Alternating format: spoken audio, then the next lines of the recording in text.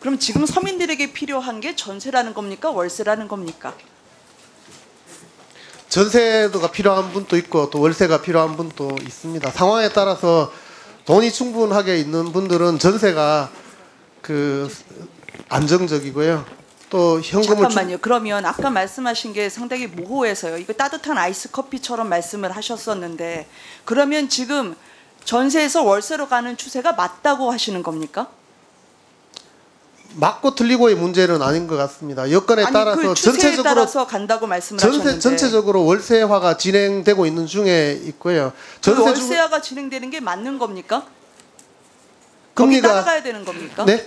거기 따라가야 되는 거냐고요. 억지로 막을 수 있는 상황은 아닌 것 같습니다. 아니 그러니까 울며 겨자 먹기로 지금 서민들이 어쩔 수 없이 월세로 가는 걸 그거를 추세라고 합리화하시면 안 된다고 생각합니다.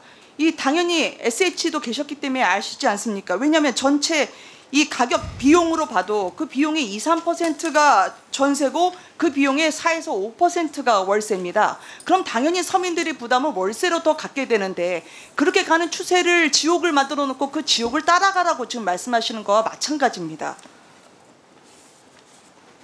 전세급을 안정적으로 마련할 수 있는 분들에게는 전세가 가장 이제 아무래도 조달금리가 싸니까 이상적이고요.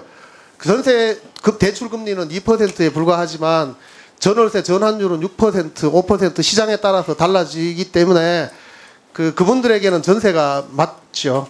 그렇지만 그 금액을 조달할 수 없는 분들, 그 전세금 대출이 충분하지 않거나 그런 소득이 없는 분들에게는 어쩔 수 없이 월세일 수밖에 없는 거죠. 네. 그러니까 임대차 3법은 서민들을 위한 법이 맞다고 생각하십니까? 임차인을 위한 법이 맞다고 생각하세요? 네, 당연히 그렇습니다.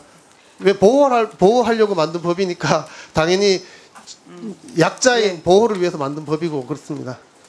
이거 잘 생각해 보시기 바랍니다. 이 3040 이 내 집 마련 꿈이 멀어가는 사람한테 이거 평생 세입자 살라고 하는 법이 아닐지 그건 한번 두고두고 다시 여쭙도록 하겠습니다. 네네. 제 질문으로 들어가려고 하는데요.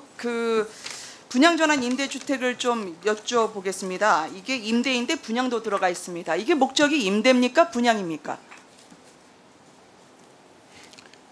분양 전환을 위한 임대주택이니까요. 통계상은 임대로 되어 있습니다. 임대라고요? 예.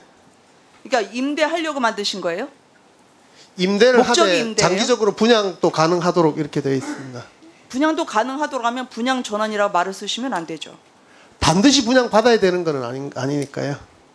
잠깐만요. 저희가 이게 대통령 시정연설에서 말씀하셨었거든요. 지금 2018년에 말씀하신 거를 그걸 달리 말씀하시면 안 되죠. 그때 국회까지 오셔가지고 공공임대주택은 10년 후에 분양전환으로 완전한 내 집이 될 수 있다라고 해서 그거를 철석같이 주민들이 믿었습니다.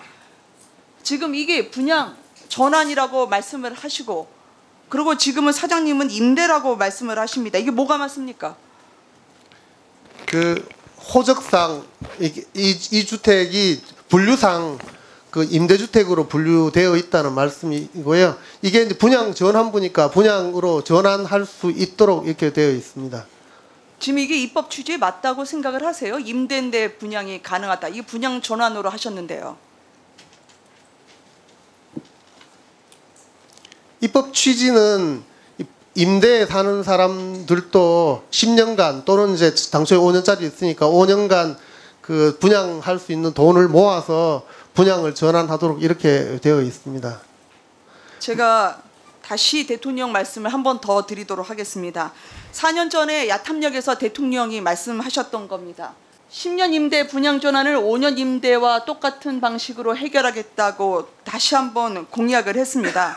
지금 사장님께 여쭙습니다. 그러니까 이거를 믿고 주민들은 내 집이 될 거라고 생각을 했거든요. 당시에 주택가격이 1억 8천만 원 정도 해야 되는데 지금 서민들은 8억을 내야지 내 집이라고 생각하고 들어갈 수 있습니다. 잘 아시겠지만 노인분들, 은퇴하신 분들, 서민분들 지금 그분들 중에 무주택 서민들 중에 현금 8억 가진 분이 누가 있습니까? 이게 현실적이라고 생각하십니까? 대통령의 말에 따르면 지금 8억 내고 1억 8천에 정부 믿고 국가 믿고 들어오신 분들이 길거리에 내앉게 생겼습니다. 저거 1년 안에 갚지 못하면 퇴거 조치입니다. 퇴거 조치란 길거리로 나앉게 된다는 것입니다. 이게 현실적이라고 생각하십니까? 저도 그 점에 대해서는 좀 안타깝게 생각합니다. 그래서 저희들도 현재 그 분양 자금을 마련하기 힘든 분들이 지속적으로 거주할 수 있도록 제도를 마련하고 있습니다.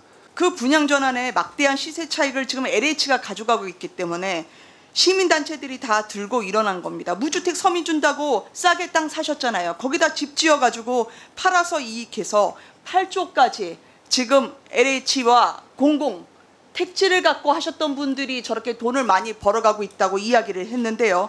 특별수성 충당금이라고 358억. 자, 이 부자인 LH를 집주인으로 갖고 있는 서민들의 삶을 보니까 그분들에게 특별수선 충당금은 집을 수리해 주라고 내놓은 겁니다. 근데 이때까지 보니까요.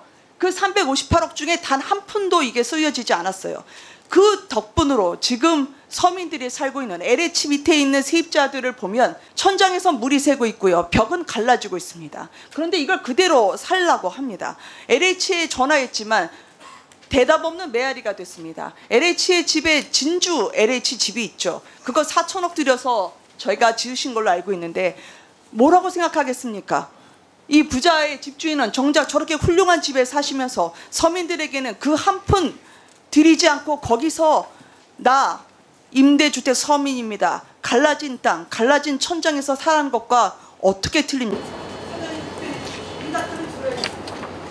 네, 그 아까 저 누수가 있고 수리가 부족한 부분에 대해서는 저희들이 충분하게 수리하지 못한 점에 대해서는 죄송하게 생각합니다. 다만 의원님께서 말씀하신 것들 중에 오해한 부분이 있습니다.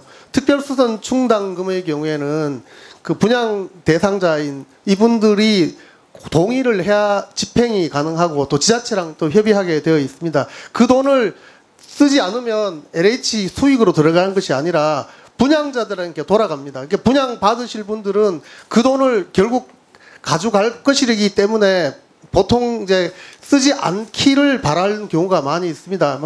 그럼에도 불구하고 아까 보신 것처럼 뭐 누수가 있거나 이런 부분은 긴급해서 저희들이 설득해서 수리를 했어야 되는데 그 부분에 대해서는 저희들이 충분히 설득하지 못해서 그런 문제가 좀 생긴 것 같습니다. 이해해 주시면 고맙겠습니다.